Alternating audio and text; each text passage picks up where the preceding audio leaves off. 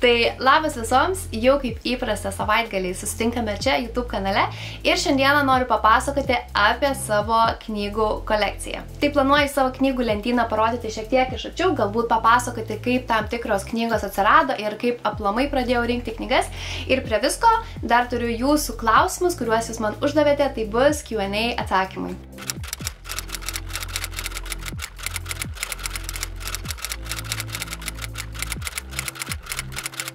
Gerai, įstaisau šiek tiek patogiau ir papasakosiu, kaip pradėjau rinkti knygas, nes pradėjau rinkti maždaug anų metų, galbūt vasario mėnesį.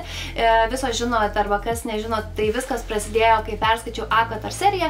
Anksčiau tikrai turėjau nemažai knygų ir dalis knygų vis dar yra mano tam tikrose spintose sudėtos nematomose vietose, nes anksčiau knygų kažkaip nerinkdavau.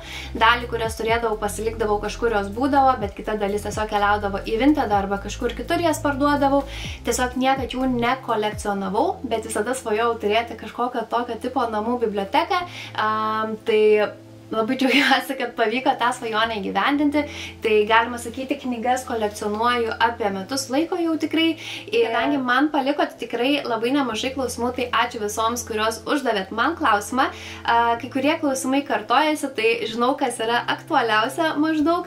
Tai bus labai geras planas, kaip norėčiau papasakoti apie savo knygas ir paskui, manau, dar parodysiu ir papasakosiu šiek tiek iš arčiau. Tai pirmasis klausimas būtų, kiek procentų knygų perskaityta iš turimos kolekcijos. Iš tikrųjų, reikia tiesiog paimti ir paskaičiuoti, bet iš tikrųjų anais metais jau buvau perskaičius labai nemažą dalį, bet man iš tikrųjų yra toks mano dalykas, aš labai dievinu tą jausmą, kai turiu didesnį pasirinkimą knygų, tai džiaugiuosi, kad galiu sau leisti turėti tą didesnį pasirinkimą knygų. Man patinka, kai savo kolekcijų turiu bent 50 neskaitytų knygų, nes kai perskaitau kažkokią knygą, aš einu prie lentynos ir ieškau, ką toliau skaityti ir man labai tas patinka. Bet sakiau šiais metais, kad reikia senesnes knygas skaityti, kurias įsigijau seniau, tai pabandom tiesiog paskaičiuoti. Tai praleidau kelias minutės, kol suskaičiavau ir skaičiuoju tik tais angliškas knygas, kadangi dabar angliškas tik tais ir skaitau. Tai turiu 66 perskaitytas šiuo metu ir kurios yra neparduotos būtent čianais, o neskaitytų turiu netiek jau ir daug, 71 knygą, bet iš tikrųjų labai mano kolekciją papildė, kai prisipirkau labai daug knygų The Works. Tenais atrodo viską išpirkau, kas tik tais domino, tai tikrai didžiulis skaičius tų knygų susidėjo, nes ant gavosi gal 25 knygos ar kažkas tokio, tai tikrai nėra kažkoks didžiulis skaičius, sakyčiau. Gerai. Tuomet turiu kitą klausimą. Daugiausia vertės tau turinti knyga. Tai reikėtų pagalvoti, nes aš manau, kad knygas vertinu ne pagal tiek, kiek jos kainavo, galbūt labiau sentimentaliai kažkuo arba kažkuo pakeitusios dalykų yra. Tai reikėtų pagalvoti. Gerai, kadangi vertę atsirinkau pagal sentimentus ir šiaip mano kolekcijoje yra dauguma tik tais angliškų knygų, bet yra maža tokia dalis, kur laikau lietuviškas knygas ir yra dvi serijos, kurias pasiėmiau iš tėvų namų, jos yra pačio pirmo leidimo, labai senos knygos ir aš tiesiog noriu, kad jos anais būtų, nes nuo jų viskas prasidėjo. Manau, daug kas atspėsit, kad tai yra Haris Poteris ir Saulėlydis.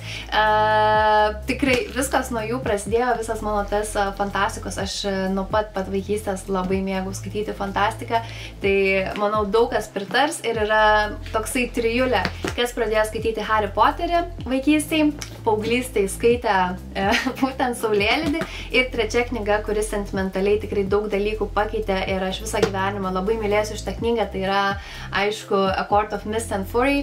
Tai čia nesakau, ne veltui pradėjom vaikystėj nuo šitos, tada paauglystėj šitą, o suaugusios perskaitėm šitą, toksai vienu žodžiu, tokia trijulė. Grįžtu su trečiu klausimu. Gerai, kadangi vertę atsirinkau pagal sentimentus ir šiaip mano kolekcijoje yra dauguma tik tais angliškų knygų, bet yra maža tokia dalis, kur laikau lietuviškas knygas ir yra dvi serijos, kurias pasiėmiau iš tėvų namų, jos yra pačio pirmo leidimo, labai senos knygos ir aš tiesiog noriu, kad jos anais būtų, nes nuo jų viskas prasidėjo. Manau, daug kas atspėsit, kad tai yra Haris Poteris ir Saulėlydis. Tikrai viskas viskas nuo jų prasidėjo, visas mano tas fantastikos. Aš nuo pat vaikystės labai mėgau skaityti fantastiką, tai manau daug kas pritars ir yra toksai trijulė, kas pradėjo skaityti Harry Potterį vaikystėj, paauglystėj skaitė būtent Saulėlydį ir trečia knyga, kuris sentimentaliai tikrai daug dalykų pakeitė ir aš visą gyvenimą labai mylėsiu šitą knygą, tai yra, aišku, A Court of Mist and Fury. Tai čia nesakau, ne veltui pradėjom vaikystėj nuo šitos, tada paauglystėj šitą, o suaugusios perskaitėm šitą, tai toksai, vienu žodžiu, tokia trijulė. Kiek knygų yra neperskaitytų ir apskritai kiek iš viso knygų yra lentynoje. Tai kiek aš sakiau, neperskaitytų yra 71, o bendrai sudėjus, kiek čia gausis, apie 140, sakyčiau, bet neskaičiavau lietuviškų knygų, tai galbūt reikėtų paskaičiuoti, bet manau lentynose čia dabar turėtų būti apie 200 kažkas tokio, manyčiau taip. Tikrai labai nemažai klausimų buvo, kiek turiu neperskaitytų knygų, tai vėl kartojasi, bet antra dalis klausimo, ar daugiau perki, ar daugiau perskaitai, kaip išlaikau balansą. Tai šiaip, manau, daug kas man pritars, kad knygų skaitimas ir knygų pirkimas yra tokie du atskiri hobiai, tai aš taip tarp jų ir balansuoju ir jeigu yra kažkokia knygų serija ir tuo metu galiu sau leisti nusipirkti, aš ir nusiperku, jeigu tai yra daugiau knygų, aš tiesiog nusiperku, nes man jeigu būna atsiranda tas jausmas, kad aš noriu tos serijos, nors galbūt aš jos dar, nežinau, pusę metų neskaitysiu, bet aš jau jos užsinoriu savo knygų lentynoje, tai aš tiesiog paimu ir nusiperku ir tiesiog papildau tą savo lentyną. Pavyzdžiui, dabar yra toks laikas, kai aš nežinau, kuo papildyti tą savo knygų lentyną ir tiesiog nepildau, specialiai kažkaip neieškau. Manau, visada atsiranda tokiom bangom. Tai šiaip nėra, kad, manau, kažkokį turėčiau, kaip tą balansą išlaikau. Tiesiog stengiausi, kad neperžengtų galbūt tų sveiko proto ribų kartais ir viskas, ties tuo, manau. Kuri knyga arba knygų serija labiausiai nuvylė, o kuri nustebino. Tai irgi dabar reikia pagalvoti, kuri galbūt dabar labiausiai nuvylė. Gerai, tai dabar paprašysiu neužmėtyti manęs akmenim dėl šitos knygos, kuri mane nuvylė serijos, bet aš tikrai apie tai galvojau kurį laiką ir ypač po trečios knygos tikrai labai didžiulis nusivylimas. Aš žinau, kad antra knyga buvo kaip ir fileris, ten žodžiu, ilgai nekalbu, tai yra Fort Wingas. Žinau, kad daug kas labai myli šitą seriją. Aš galbūt tiesiog turėjau kažkokių kitokių lūkesčių ir visos tos teorijos, kurios egzistuoja, jos yra žiauriai geros ir aš tiesiog dabar tų teorijų visiškai nežiūriu, nes aš manau, kad nėra čia nieko, dėl ko reikėtų giliai mąstyti.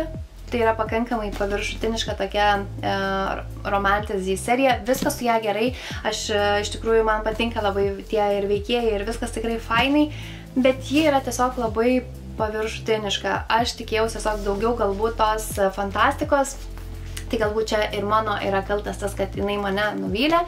Tai tikėkime, vis tiek, manau, užbaigsiu seriją ir skaitysiu likusias dalis, bet man ji yra tikrai prie tokių nusivylimų ir aš manau, kad šita knyga, šita serija yra tikrai per daug pervertinta, užhypinta. Nemanau, kad jinai tiek verta to hypo, kurį turi. Tai va, dar galvoju, kas dar čia mane taip nuvylė, tai galėčiau...